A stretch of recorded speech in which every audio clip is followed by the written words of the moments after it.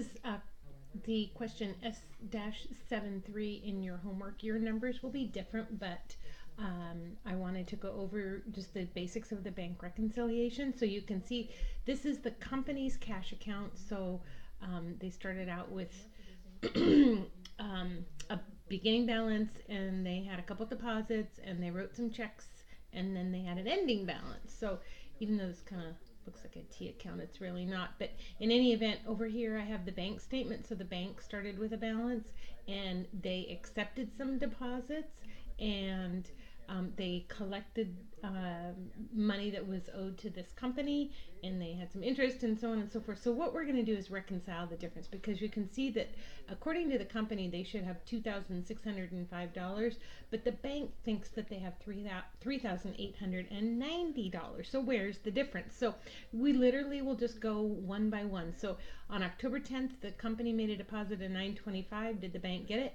Yep, they sure did. How about the next one on the 31st for $240? I look over here, there's no $240 deposit. So that one's going to be outstanding. So I'm just going to take a mental note of that one.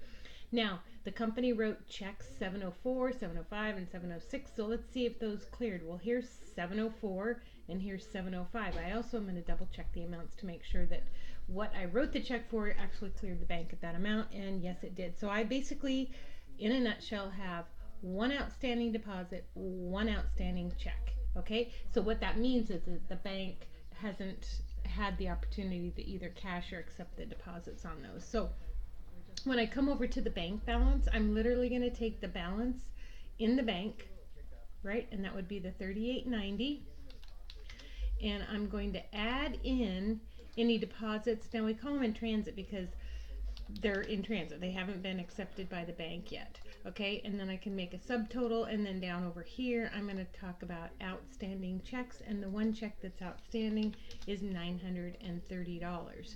Now, when I go to the book balance, then I can see that my ending balance is $2605, which is what I'm going to enter in here, and then I'm going to add in anything that the bank collected for me. Do you see that? They just collected $630 on my behalf, so I'm going to add that in there. Did I get paid any interest? I sure did. Here's some interest for $5. Oh, not much. And then what did they take out that I didn't know about? And that was a service charge of $40. So here I'm going to go service charge of $40. And when I do the subtotals and then the final adjusted bank balance by taking the beginning, adding deposits in transit, taking out the checks, I come up with an adjusted bank balance. I do the same with my books, and I make the adjustments here, and I come up with an adjusted book balance, and the name of the game is to make those balance. Okay, the next step in this would be actually to make a journal entry. Now, this particular problem doesn't ask you to do it, but I'm going to do it anyway. Okay, and I've just brought over a spreadsheet just for fun, because that just seems to be the right thing to do. So, okay, here's the trick, is we don't make any adjustments to any activity or any adjustments that happened on the bank side, because we never mess with the books of the bank. They wouldn't let us do that. The only thing we do is in our book balance, we make any adjustments that are a reflection of the activity that the bank has made on our behalf to our account that we didn't know about. So in this case, the bank collected $630. So here I'm going to take in cash, thank you very much, of $630. And here, I'm going to move that over here. This isn't a precise thing.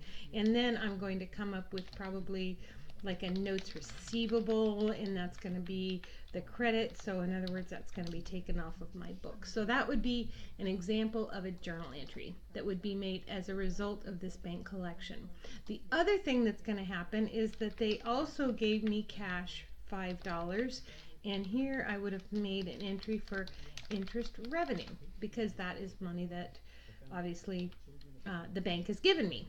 Okay, and there's my $5 over there. Okay, and then the next thing is a service charge. So I'm going to just call this a service charge expense, and that was for $40. Now an expense is obviously a debit, so that's fine, and I'm going to take it out of my cash account for $40. So again, these entries were not required for you to make, but I wanted to make them to show you exactly how things would look. Okay, I hope that helps.